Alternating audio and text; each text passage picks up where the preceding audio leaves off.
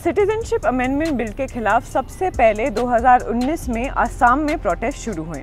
अब ये बिल एक एक्ट बन चुका है और डिब्रूगढ़ से लेकर गुवाहाटी तक प्रोटेस्ट जारी हैं। लेकिन कई लोग असम के प्रोटेस्टर्स को क्रिटिसाइज कर रहे हैं ये कह के कि उनकी प्रोटेस्ट गलत कारणों की वजह से है, कि वो प्रोटेस्ट इसलिए कर रहे हैं ताकि असम में रहने वाली बंगाली पॉपुलेशन पर एथनिक असमीज की मेजॉरिटी बनी रहे।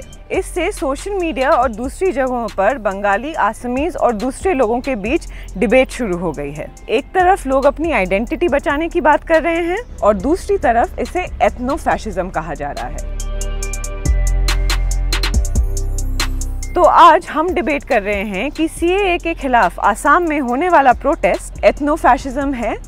ऑनेस्टली कहें तो मुझे ऐसा ही लगता है, लेकिन मैं ऐसा नहीं मानती। ओके, इस डिबेट का एक इम्पॉर्टेंट आर्ग्यूमेंट ये है कि असम में जब एनआरसी एक्सरसाइज चल रहा था तो आज जो प्रोटेस्ट कर रहे हैं वो चुप थे। ये इसलिए है क्योंकि उन्हें लगा कि एनआरसी के द्वारा नॉन असमीज आउटसाइडर्स की पहचान की जाएगी और उसके बाद इन आउटसाइडर्स को असम छोड़ने के लिए कहा जाएगा। उसके बाद सीएए आया जिसमें ये कहा गया कि हिंदू इमिग्रेंट्स को नागरिकता मिल जाएगी। इस बात के वो बिल्कुल खिलाफ थे क्योंकि इससे बांग्लादेश से आए हुए हिंदू असम के नागरिक बन जाएंगे और इसलिए सीएए के खिलाफ पूरे असम में प्रोटेस्ट शुरू हो गई। अच्छा ठीक है, तो असम के किसी नागरिक के प्रोटेस्ट का वजह दिल्ली के किसी मुसलमान के प्रोटेस्ट के वजह से अलग है, लेकिन असम के लोगों का सेंटिमेंट फैशिस्ट नहीं है।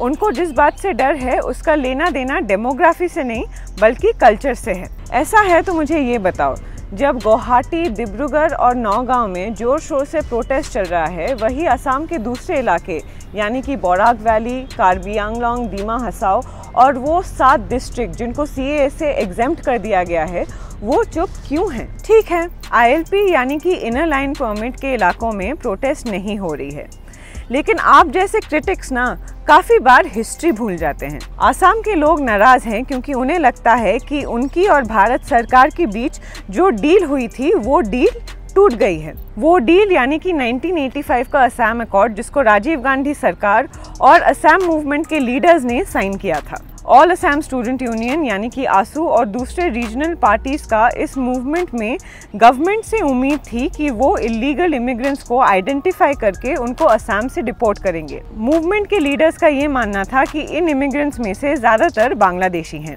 असम के लोग अपने इंडिजिनस आइडेंटिटी को प्रोटेक्ट करने के लिए लेजिस्लेटिव रिफॉर्म्स की मांग कर रहे थे। अरे लेकिन ये असमीज परेशान क्यों थे? उनको किस बात का डर था? अरे ख़त्म तो करने दो यार। हिस्टोरिकली यानी कि 19th सेंचुरी से असम में बाहरी लोगों का आना शुरू हो गया था, स्पेशली बंगाली माइग्रेंट्स जिनको ब्रिटिश लेकर आए थे। इससे असम का कल्चरल और डेमोग्राफिक बैलेंस बिगड़ गया। करीब 37 सालों तक अंग्रेज़ों ने बंगाली को असम का ऑफिशियल लैंग्वेज भी बना के रखा।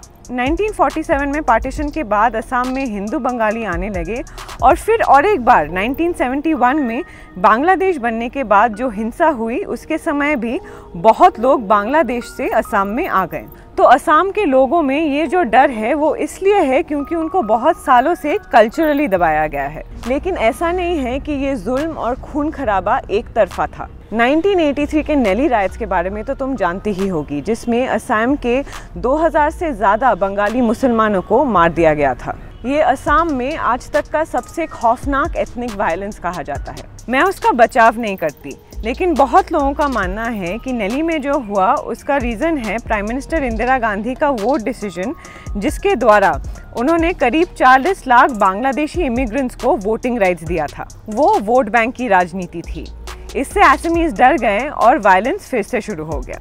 देखो, असम के लोगों ने बंगाली लोगों को पहले भी टारगेट किया था। बोंगा खेड़ा या फिर बंगालियों को भगाओ का जो मूवमेंट था वो 1948 में शुरू हुआ था। सच तो ये है कि बंगाली मुसलमानों ने असम के कल्चर को पूरी तरह से एक्सेप्ट कर लिया है, लेकिन फिर भी उन्हें टारगेट किया जाता है। ये इसलिए क्योंकि बंगाली मुस्लिम जब असम के कल्चर को अपनाते हैं तब असम के कुछ लोगों को ये पसंद नहीं आता। बंगाली मुस्लिम जब असमीज़ को अपना फर्स्ट लैंग्वेज बताते हैं तब कुछ लोकल असमीज़ को ऐसे लगता है कि इससे उनका अपना कल्चरल आइडेंटिटी डाइल्यूट हो जाता है। वहीं दूसरी तरफ जब बंगाली हिंदू बंगाली को अपना मदर टंग बताते हैं उससे भी असमीज़ लोगों को परेशानी होती है।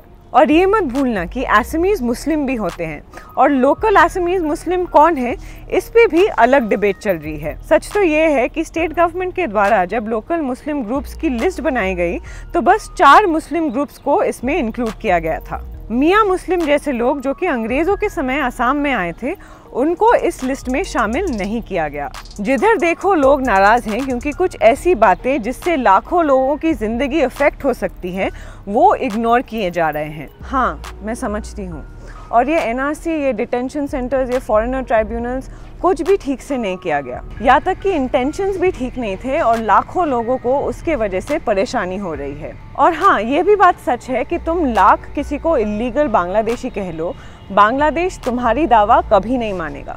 और भला असम का कोई 3rd जनरेशन बंगाली उस जगह को छोड़ के क्यों जाएगा जहाँ पे उसकी जन्म हुई है, परवरिश हुई है और जहाँ पे वो अभी रोजी रोटी कमा रहा है। और रियलिस्टिकली भी आप कितने लोगों को डिटेंशन सेंटर्स में डालेंगे? तो आपने देखा इनमें से कितने प्रॉब्लम्स ऐसे हैं जिनका सोल्यूशन बस दिल्ली से आ सकता है।